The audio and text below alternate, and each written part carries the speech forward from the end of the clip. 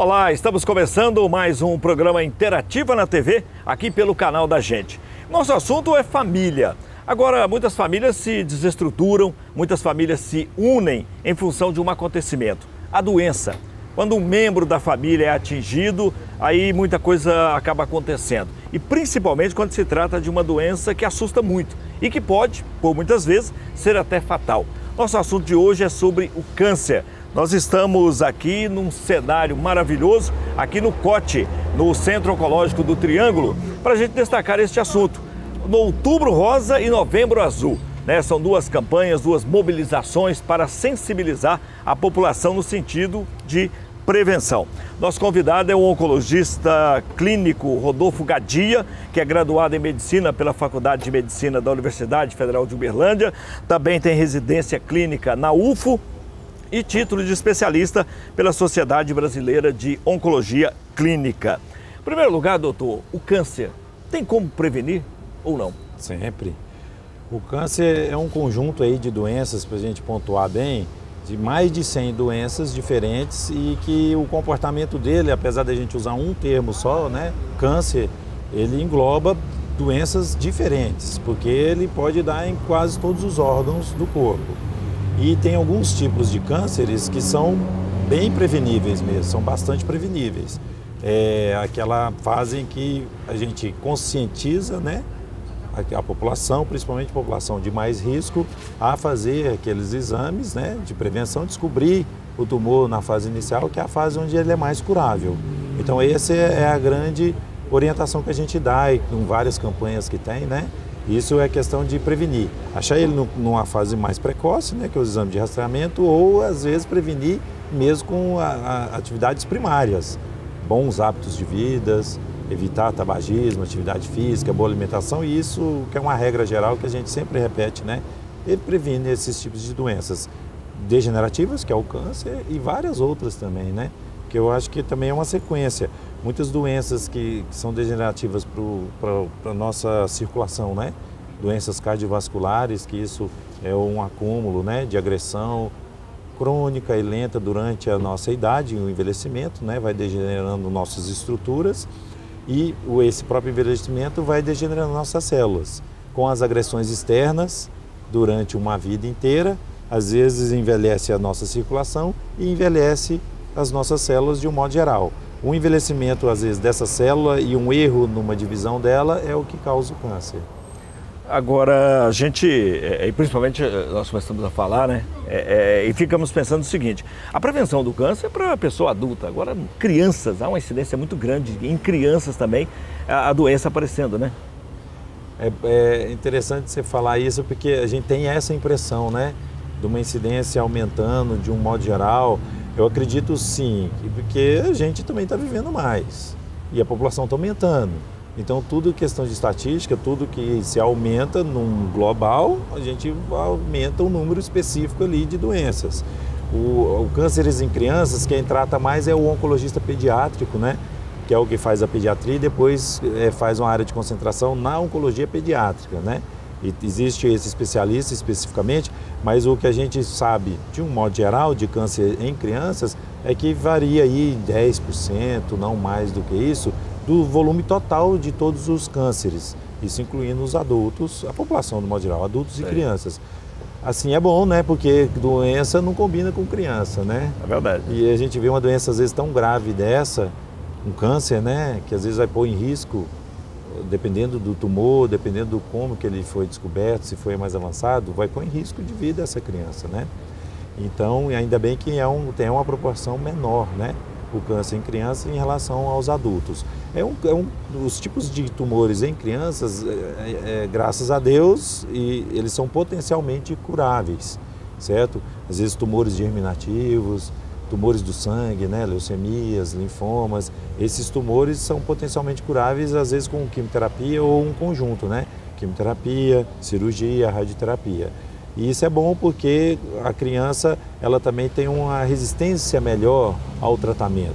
Quando eu falo resistência melhor, é tipo uma tolerância melhor. Ela aguenta umas doses maiores de quimioterápicos, até para a questão de ter um sucesso melhor nesse tratamento. E voltando à questão do aumento da incidência, a gente observa principalmente o aumento relacionado a maus hábitos, isso na população adulta. Maus hábitos de vida, isso aí está diretamente relacionado, isso já é sabido de muito, muito tempo, né? Então, se você fuma, não tem jeito, você vai ter um risco de ter câncer mesmo. Um terço, assim, em média, um terço dos tumores, eles estão relacionados ao tabagismo, ao cigarro. E isso é muito grave, né? Porque por isso as campanhas de conscientização sempre tem Dia Mundial contra o Tabaco, Dia Nacional contra o Tabaco. Esse ano o governo, né? O INCA é o órgão do governo que adota medidas públicas de conscientização e tratamento em relação ao combate ao câncer. É o Instituto Nacional do Câncer, né? E ele esse ano está enfatizando porque sempre tem o Dia, né, Nacional de Combate ao Tabagismo. Ele esse ano está enfatizando principalmente aos novos métodos que a indústria utiliza para, assim, não digo seduzir, mas para convencer aquele adolescente, que é onde inicia, né, a idade maior de que inicia o hábito, né, do tabagismo, de convencê-lo de que existem formas menos agressivas, porque a conscientização está muito grande, né? Existem formas menos agressivas. Isso, assim, na realidade a gente sabe que não existe, mas a indústria passa essa imagem de que tem formas menos agressivas de começar a fumar e de fumar, e principalmente esse ano o enfoque é no narguilé, né? Aquele hábito de fumar em conjunto, usando, né, máscara, pastas frutadas, mais adocicadas, que é queimado aquela massa de nicotina e passa pela uma serpentina e em água, um vapor de água. Então você vê que não fica tão sujo, aí fala que não faz tão mal e que pode ser usado sem tanto risco. Isso tudo é mentira. Por quê? Porque o narguilé, se for usado em 1 hora, num conjunto ali de pessoas, é como se ele tivesse fumado quase 100 cigarros.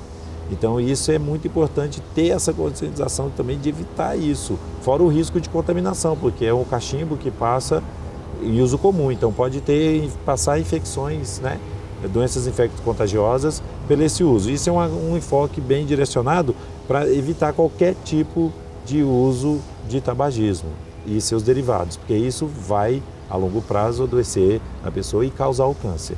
E tem a questão também da alimentação, né? Se a gente diminuir um pouco o consumo de industrializados, embutidos, os defumados ou gordura animal, a gente diminuir esse número a ingestão desses alimentos, a gente consegue, vamos dizer assim, oxidar menos as nossas células, agredir menos as nossas células, principalmente do trato gastrointestinal. Com isso a gente evita essa agressão, evita o câncer. Doutor, quando uma pessoa é detectada com a doença, quando recebe essa notícia, qual que é o papel da família? Eu acho que a família é fundamental, né? Se a gente for imaginar o afeto, o apoio psicológico da família, ele principalmente passa força ao paciente que tem esse diagnóstico, porque um diagnóstico que traz um peso muito grande, o câncer, né? A própria palavra, né? Exatamente. É estigmatizada demais, porque ele vem com um sinônimo de morte, se a gente vê. Porque a gente tem também muitas notícias de pessoas, até na mídia mesmo, fulano morreu de câncer, né? O outro morreu de câncer. A gente tem muito mais notícias da pessoa que teve um câncer e que faleceu. Só que a gente também tem que ver que tem muita gente com câncer que está bem e curado. Então a gente tem que sempre focar nisso. O câncer, se descoberto, principalmente, né? Se descoberto numa fase inicial, ele tem cura. Isso é muito importante, por isso, e alguns tumores mais curáveis ainda, por isso esse também enfoque nas campanhas, né? Câncer de mama, o Outubro Rosa, se o tumor for diagnosticado numa fase inicial, né, na fase estádio 1, ele chega até 90% de chance de cura, com todas as terapias que existem hoje disponíveis, isso é muito importante, né? Então a pessoa, principalmente a mulher tem o diagnóstico do câncer. Então vai passar muita coisa na cabeça dela naquele momento. Eu não sou psicólogo, né? Mas a gente no dia a dia, a gente percebe de que primeiro, independente de ela entender ou saber quais são as chances delas ali, ela sempre vai pensar, às vezes, num primeiro momento o pior, né? Sem dúvida. É um câncer e agora que eu vou fazer minha família, eu tenho filhos, ou então eu estou muito nova, será que eu vou morrer sempre? Eu acho que deve ter aquela pergunta que ecoa dentro dela. Eu acho que o ambiente familiar nesse ponto, eu acho que é muito importante para dar esse equilíbrio psicológico para ela, até para escutar o que ela tem para falar, para sentir os medos, as aflições dela. E sempre, eu acho que tem que estar sempre dando um reforço positivo para aquele paciente, porque o inverso a gente vê também. Às vezes a família descontrola mais do que o próprio paciente. Ele tem um diagnóstico, aí o familiar descontrola, aí a gente observa que ao invés de ajudar, eles atrapalham muito, até a evolução mais tranquila da sequência de tratamento. Porque é uma sequência que, se a gente for ver, não é fácil, é dolorosa. Tem a cirurgia, que é a mutilação de um órgão muito importante para a mulher, né? Certo? Tanto para a amamentação, quanto da parte sexual ou de autoestima, é um corpo, faz parte do corpo da mulher. Então tem a parte da mutilação, que ainda bem as cirurgias hoje, né? São cada vez menos mutilantes, menos agressivas, certo? Aí, se houver a necessidade, tem a fase da quimioterapia, que aí também vem uma outra questão, que é a queda do cabelo, o medo da quimioterapia, de ter alteração, né, de visual, das pessoas, interessante, porque a queda do cabelo tem a parte estética, mas eu acho que muito mais também, ela marca aquela paciente, o estigma, onde que ela entra, ela às vezes está muito bem tomando sua quimioterapia, mas onde que ela for entrar num shopping, no supermercado, ou numa loja, ou encontra uma amiga e está careca, com um lenço. Pode se sentir discriminada até. É interessante isso. Aí sempre ela vai ter alguém que vai estar conversando, ou alguma situação que vai estar fazendo ela lembrar de que ela teve um câncer, ou que ela está em tratamento do câncer. É interessante isso, né? E essa parte psicológica da família sempre apoiar, dar o reforço positivo, falar, vai dar tudo certo. Sempre reforçar do otimismo e de que tem um tratamento e que ela vai terminar bem, certo? Porque se olhar e falar, não, tá ruim, cuidado, você vai vomitar demais, isso é o reforço negativo. Se pôr na cabeça dela que vai operar e vai dar um problema e ela pensar nisso, vai acontecer um problema. Aí não vai cicatrizar do jeito que era necessário, aí ela vai para a parte da quimioterapia e se ela pôr na cabeça, não, essa quimioterapia vai me matar, ou então eu, assim, quando falo matar, é matar de efeitos colaterais, vai me deformar e eu vou vomitar demais, eu vou passar mal, doutor, eu vou ter muita dor, eu vou para a cama. Se ela reforçar isso, o cérebro parece que ele é meio programado, né? Ela toma uma quimioterapia e passa muito mal. Às vezes passa mais mal do que a gente... Psicologicamente do que a gente estava até prevendo, é verdade. Isso é muito interessante. E o familiar ajuda nisso. Ele pode abrandar o sofrimento, abrandar a luta dessa paciente e proteger ela de todas as maneiras. E aí, na complementação, em muitas situações, vai precisar de fazer a radioterapia. Só que é uma complementação local, mas também tem todos os critérios de segurança para não ter uma alteração na pele, alteração da mama, que o tratamento é mais local. E depois, às vezes, essa paciente vai precisar usar um comprimido, que é um bloqueador hormonal, durante 5 ou 10 anos. Você vê que é um tratamento longo. Isso tudo para evitar esse tumor de voltar um dia. Fora da mudança de hábito de vida, mesmo daquelas pacientes que já terminaram o tratamento. Isso é fundamental. Atividade física, controlar o peso, diminuir essas alimentações erradas, abandonar o tabagismo, isso para todo mundo. Quem não tem câncer, e principalmente naqueles que já trataram, tiveram câncer e estão em fase de segmento. Tem que mudar para não ter o risco desse tumor voltar. O senhor citou há pouco aí a questão do câncer de mama, né? É o principal local hoje onde as mulheres são acometidas pela doença ou não? Pelo câncer? O câncer de mama é o principal. É o principal. Tirando os tumores de pele, né? Que é muito comum, não melanoma, muito comum, né? Sim. Mas esses são, ainda bem, né? Muito curáveis, porque a pele é interessante, que a gente está olhando uma mancha assim, a gente consegue observar, tá certo, tem alguns lugares na pele que a gente não consegue. Por isso que é importante também, depois do banho, sempre fazer aquele autoexame do corpo, da pele mesmo, observar algumas pintas que a gente sempre tem e observar a alteração dela, se ela está crescendo, se ela está mudando de cor, se ela está coçando, se ela sangrou. Isso é muito importante, né? Ver do tamanho dela, o formato dela, isso é importante, porque aí a pele a gente consegue observar essa alteração. Alterou, a gente viu, já vai direto no médico, no dermatologista no caso, né? E aí sempre descobre numa fase inicial, mas também é um tipo de tumor brando. ele não é tão agressivo. Então esses são muito comuns pela radiação solar, muito comum, mas muito curáveis, ainda bem. Aí depois vem nos homens, né, tumores de próstata, o novembro azul, e nas mulheres tumores de mama, certo? Os tumores de mama, assim, a gente observa que ele tem uma tendência a ter mais a incidência em mulheres ali na sua faixa etária de 50, 60 anos. A gente tem observado que a idade está diminuindo um pouco. Alguns questionamentos se fazem por conta também da conscientização maior. Se a gente conscientiza mais, a gente procura mais o médico, faz exames de rastreamento mais precoce, vai descobrir mais a doença. Mas é lógico, mas que bom que essa doença esteja sendo descoberta numa fase precoce, que é a fase em que é curável. No Brasil ainda a gente ainda pode, sempre tem que pensar em melhorar, e a gente pode melhorar ainda no Brasil em relação à questão do estadiamento em que é descoberta essa doença, né? Então a gente tem que tentar buscar numa fase mais inicial ainda, para aumentar ainda mais as chances de cura. Porque a mortalidade ainda no Brasil para o câncer de mama é alta. Você vê que tem uma incidência também muito grande no Brasil de câncer de colo do útero na mulher. O câncer do colo do útero é outro câncer altamente prevenível. Ele pode ser prevenido, se descoberto numa fase inicial, por um exame simples que se faz no posto de atendimento primário de saúde, que é o Papa Nicolau, que é o citológico, né, da cervice lá do colo do útero, para ver, porque ele é lento, então ele começa com alteração só das células lá no colo do útero. Nessa fase, viu que alterou as células, às vezes não tem cirurgia tão mutilante, faz só passa um água lá aquecido, uma conização, faz uma cauterização ali e resolve a situação. Resolve, às vezes nem ameniza, resolve e depois vai acompanhando. E ainda tem a questão da vacinação contra HPV, né? Que viu que o câncer do colo do útero está muito relacionado com esse vírus sexualmente transmissível, que ele entra dentro da célula, dorme lá no núcleo dessa célula, lá do colo do útero, só que ao longo prazo, para ele sobreviver, ele vai alterando a genética dessa célula, o núcleo. E isso, a longo prazo, causa o tumor do colo do útero. Então eles viram que outra causa prevenida, que é essa infecção, a gente vacina e evita essas, principalmente mulheres, de ter a contaminação com HPV e o risco de ter esse câncer. Ok, daqui a pouco nós vamos falar também, né, um recado para os homens, né, que as mulheres pelo menos se previnem mais, né, procuram mais médico, qualquer alteração já está correndo atrás, mas os homens não, né?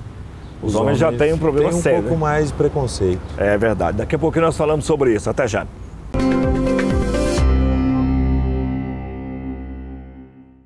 Nós estamos de volta, é o Interativa na TV, para você aqui pelo canal da gente. E você também que nos acompanha pelo site da Revista Interativa, revistainterativa.net.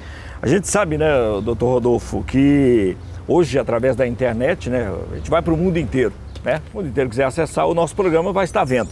Mas eu gostaria que o senhor falasse para a gente um pouquinho a respeito do COT, aqui de Uberlândia, que faz esse trabalho, faz esse atendimento, né, aos pacientes com câncer. O COT é um centro especializado, né, uma clínica, o Centro Oncológico do Triângulo, é um centro especializado no tratamento do câncer, certo? Aqui faz a parte completa, vamos dizer assim, do atendimento inicial, de aconselhamento, de prevenção, de orientações, certo? O foco principal é o tratamento, então chega mais pacientes depois do diagnóstico feito, já com o câncer. Aí muitas vezes tem a parte inicial do tratamento, que é a cirurgia, então tem o cirurgião oncológico que faz essa primeira avaliação e fala, não, o seu caso nessa fase agora inicial é de cirurgia, certo? Então ele vai, opera a mama, o mastologista, o colo do útero, o intestino, o pulmão, se operável, o cérebro, enfim, onde tiver o câncer. Depois dessa fase, o cirurgião oncológico atendendo aqui e operando, né, nos hospitais, aqui não tem um centro cirúrgico para operar o câncer, mas toda a sequência é feita aqui do tratamento. Então, depois da fase do tratamento cirúrgico, vem a parte da quimioterapia, muitas vezes é assim, é a sequência, né? Então, vem a parte da quimioterapia, que é feito aqui, e cada tumor, interessante, voltando a falar, né? Cada tumor tem um comportamento diferente, porque nasce num órgão diferente. Hoje em dia é individualizar o tratamento. A gente vê que o câncer de mama tem várias nuances, tem várias alterações moleculares, genéticas e moleculares desse tumor usa-se remédios diferentes. Então você vê que onde caminha, né? caminha para um tipo específico de câncer de mama e às vezes para daquela paciente daquele jeito. Então você vê que é muito amplo, então o tratamento ele tem que ser muito específico, sim. Depois dessa fase do tratamento de quimioterapia, vem a parte da radioterapia, certo? E a radioterapia também com toda a sua tecnologia, né, necessária, um aparelho para fazer o planejamento, né, tridimensional, ou com o tipo diferente, né, de planejamentos, né, cada vez mais evoluídos para diminuir a agressão da radiação nos tumores normais, tumores saudáveis em volta, vai diminuindo essa agressão e tentar localizar cada vez mais no próprio tumor ou onde estava aquele tumor. Você vê que diminui o efeito colateral, certo, da radiação e tenta aumentar a dose e focar a dose aonde é o tumor, para tentar aumentar a eficácia do tratamento. Tem também radiocirurgia, que é feita aqui também no corte, que é pelo próprio nome, né, para explicar de uma maneira mais simples, é operar com radiação, sem precisar de abrir, cortar, centro cirúrgico, é tentar focalizar, concentrar mesmo vários feixes de radiação aquele ponto cerebral principalmente, né, que é o mais usualmente feito, mas um ponto pequeno às vezes também num pulmão, numa parte da costela, num osso bem pequeno, focar a radiação naquele ponto com doses altas, aí muito mais altas do que o convencional de radiação, para, vamos dizer assim, exterminar aquele tumor. Sem precisar de cortar, de abrir, igual quando tem metástases cerebrais pequenas, em áreas difíceis de abordagem, que vai ter o risco da cirurgia, né? Certo. Então essas são as nuances da radioterapia. Depois vem a parte do acompanhamento, do segmento, né? Porque sempre tem que ter, você faz o tratamento, 6, 8 meses em média, alguns mais demorados, né? Protocolos longos assim de leucemia, falando de leucemia, tem a oncopediatria, aqui também focado no tumores em crianças, que também tem uma parte toda especial, os tratamentos diferenciados, protocolos diferentes em crianças, diferentes nos adultos, né? É a parte da oncopediatria e depois o segmento. Depois de um certo tempo tem que ficar acompanhando em média 5, 10 anos. Hoje a gente costuma dizer, porque tem uma regra que teoricamente depois de 5 anos, dependendo também do estágio do tumor, né? Mas uma regra, depois de 5 anos a pessoa teoricamente está livre, está curada, mas é sempre importante pensar naquela mudança do hábito de vida, pensar que sempre tem que tomar cuidado. Então ela sempre vai ter que fazer sempre uma consulta de rotina, não tem jeito, ou no seu médico assistente, que geralmente é o médico que faz o diagnóstico e depois referencia para cá para tratar, né? Tem que sempre fazer esse acompanhamento. E tem a parte também dos cuidados paliativos. Os cuidados paliativos é aquele que a gente sempre falou só em sucesso, o estadio inicial, precoce, cura. Mas a gente tem que entender que o câncer ainda é uma doença muito mortal, principalmente quando ela está no seu estágio mais avançado, que a gente fala das metástases, né? Que é quando o tumor aloja em outra região do corpo. Então, se ele alojou em outra região do corpo, aí a gente fala, não vai curar, não tem cura. É o tumor metastático. Então, nessa fase, a gente trata para aumentar o tempo de vida, para tentar dar uma qualidade de vida, controlar sintomas, que a gente fala dos tratamentos paliativos. E depois, numa fase em que a gente para de fazer todo o tratamento direcionado para aquele câncer, tem a equipe de acompanhamento naquela fase mais final daquele paciente, para ele ter um fim digno, sem precisar de internar demais, acompanhamento indo na casa, controlar a dor, controlar a dieta, não deixar ele, né, tão consumido, sofrendo tanto. É trabalhar, vamos dizer assim, é um termo ruim de dizer, mas é trabalhar a boa morte, certo? Esse é o serviço de cuidados paliativos que também tem aqui. E também, é lógico, a equipe multidisciplinar, porque ninguém trata o câncer sozinho. Então, como a gente depende do cirurgião oncológico, que é uma especialidade do radioterapeuta, do oncologista clínico, do paliativista, certo? Precisamos do psicólogo, do nutricionista, do farmacêutico, da enfermeira. Esse conjunto todo, ele é fundamental para o sucesso do tratamento de uma doença tão difícil e tão desafiadora, mas a gente caminha bem e cada vez mais a gente vai conseguir o sucesso, né? E o Bernardo está muito bem servido, né? Aqui o Hospital do Câncer, que é uma referência internacional, né, dentro do Hospital de Medicina, né, que sem dúvida nenhuma acaba É só importante proporcionando. diferenciar, pontuar, assim, desculpa te interrompendo, aqui é uma referência igual do tratamento só do câncer, mas o câncer é a referência do serviço público, né? Isso, atendimento SUS público no Hospital do Câncer. Aqui é privado e convênios, né? Exatamente. Mas o tratamento é com o mesmo objetivo. Ok. Bom, nós estamos chegando ao final do programa, mas eu disse no finalzinho do outro bloco que a gente ia dar uma espetada para os homens, né? Dar um alerta para os homens aí procurar, porque vem aí o Novembro Azul e exatamente serve para isso, né? Para despertar nos homens essa busca, né, de ir ao médico, perder esse medo, perder muitos preconceitos para realmente se prevenir, né? Tem até o Dia do Homem, né? É verdade. Eu achei que era o dia para a gente sair, fazer mais festa, jogar futebol, beber cerveja, fazer as coisas erradas que o homem tende a fazer mais. Pelo menos uma vez por ano, né? Então o Dia do Homem é justamente para pôr o homem na real, para ele ter menos preconceito, ele procurar mais o médico, isso já é sabido. O homem às vezes descobre mais a doença quando a esposa ou a companheira insiste. Fala, você está com esse sintoma, e ele negligencia o sintoma dele, ou então às vezes ele tem medo. Eu estou com um problema, vai que é câncer, mas ele já está com um sintoma e ele negligencia, mas já tendo. Então não adianta, tem que ir atrás. E aí a esposa, geralmente a companheira, insiste, vem no consultório e fala, eu estou vindo até com ele aqui. Então a esposa acompanha mais o homem numa primeira consulta, justamente porque ela que consegue, entre aspas, arrastar ele para o consultório.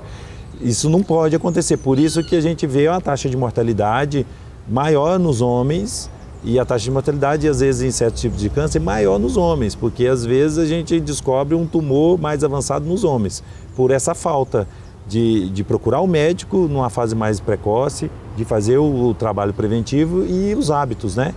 A gente também tem que sempre ficar atento para essa questão de hábitos de vida. É a mulher não copiar os maus hábitos do homem, que isso também tem acontecido, questão de tabagismo, sedentarismo, e o homem ter mais consciência de que é necessário ele zelar pela sua saúde. Doutor, muito obrigado pela sua participação conosco no programa e a gente tem certeza que conseguimos passar para as famílias, né, um pouco do que realmente é essa doença, um pouco do que é se prevenir, um pouco do que é realmente buscar, né, para ter uma qualidade de vida melhor. Muito obrigado. Eu te agradeço, obrigado. Ok, obrigado ao doutor Rodolfo Gadia, obrigado também ao Cote, que participou conosco nesse programa. A revista interativa, nessa última semana do mês de outubro, já comecinho do mês de novembro, vem com a sua segunda edição. Não perca, você pode procurar pela sua. Muito obrigado pelo carinho, pela audiência e até a próxima edição.